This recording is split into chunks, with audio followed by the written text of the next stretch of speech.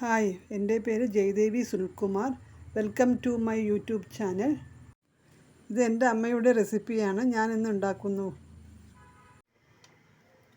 ഞാനിവിടെ ഉണ്ടാക്കാൻ പോണത് വടയാണ്. കടലപ്പരിപ്പ് 4 മണിക്കൂർ മുന്നേ വെള്ളത്തിലിട്ട് സോക്ക് ചെയ്യാൻ വേണ്ടി വെക്കണം. 4 മണിക്കൂർ കഴിഞ്ഞ പിന്നെ അതിനെ എടുത്ത് ഒട്ടും വെള്ളമില്ലാതെ വേറൊരു പാത്രത്തിൽ ആക്കണം. നോക്കി, വടപ്പരിപ്പ് ഇങ്ങനെ വരും.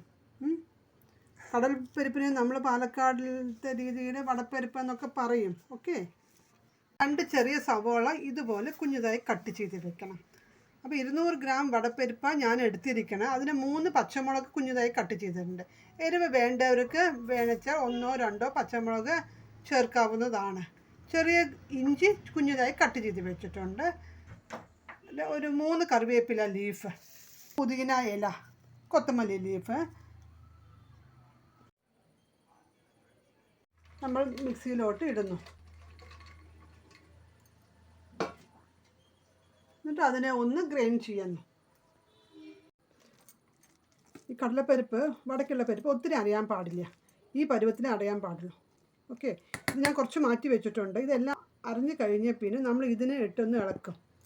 അപ്പോൾ എന്താണെന്നറിയോ, വട ഉണ്ടാക്കുമ്പോൾ ഇത് കൂടെ ചേരുമ്പോൾ ഒരു തരം കടുകടുന്നൊരു ശബ്ദം വരും. അപ്പോൾ നമ്മൾ ഈവനിങ് ടീയുടെ കൂടെ എല്ലാം കഴിക്കാൻ നല്ല ടേസ്റ്റ് ആയിരിക്കും. ഓക്കെ, ഇത് അരിഞ്ഞ് കഴിഞ്ഞ പിന്നെ നമ്മൾ ഇതിൻ്റെ കൂടെ നമ്മൾ അരിഞ്ഞ് വെച്ച ഉള്ളി, സവോള,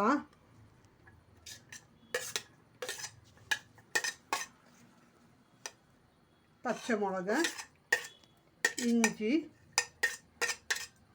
കറിവേപ്പില ലീഫ്,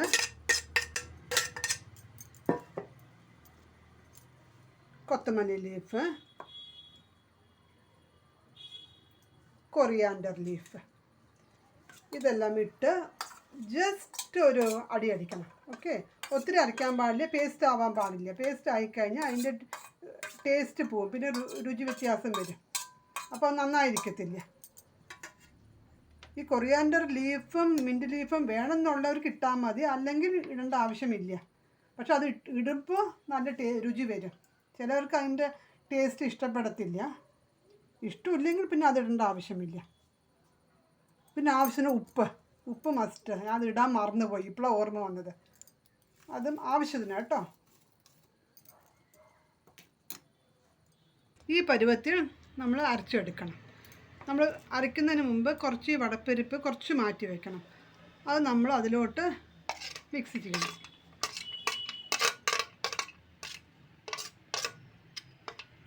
അതിലോട്ട് മിക്സ് ചെയ്യണം. കുറച്ച് ഗരം മസാല, ആവശ്യത്തിനനുസരിച്ചുള്ള ഗരം മസാല അതിൻ്റെ കൂടെ ചേർക്കണം.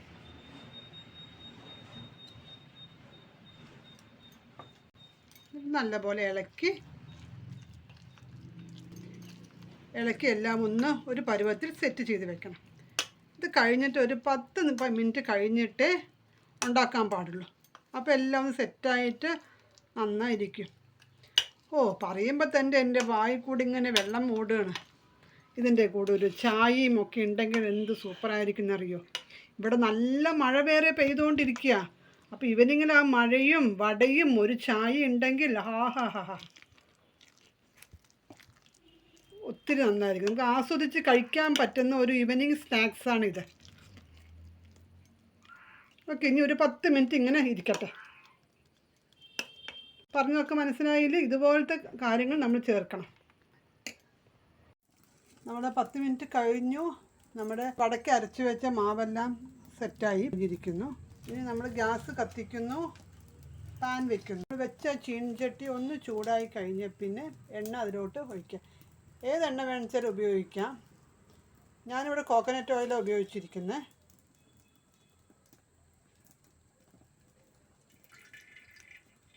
നല്ലപോലെ ചൂടാവണം. നമ്മൾ പാൻ വെച്ചു, അതിൽ എണ്ണ ഒഴിച്ചു.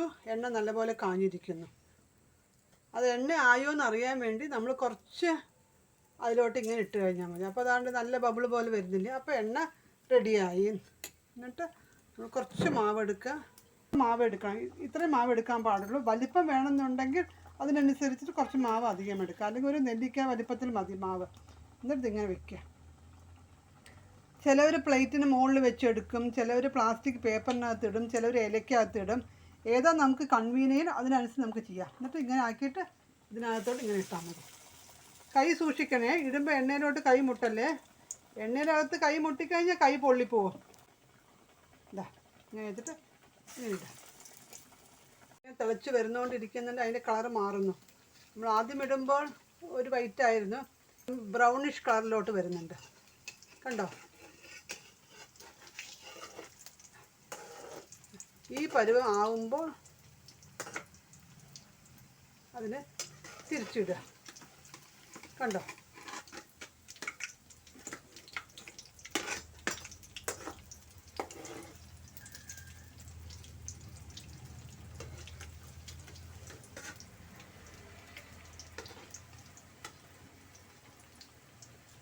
എണ്ണയാ സാധനം, സൂക്ഷിക്കണേ, തെറിക്കാൻ പാടില്ല. ഞാൻ ഗ്യാസിലല്ല ഉണ്ടാക്കണത്, അടുപ്പിലാണ് ഉണ്ടാക്കണത്. കണ്ടോ? ഈ പരുവം ആവണം. പിന്നെ നമ്മൾ ഓട്ടിയുള്ള ചട്ടകം എടുത്തിരിക്കുന്നത്, അപ്പോൾ എണ്ണയെല്ലാം അതിലൂടെ താഴോട്ട് പോയിരിക്കും. എന്നിട്ടിത് വേറൊരു പാത്രത്തിലോട്ട് നമ്മൾ മാറ്റുന്നു.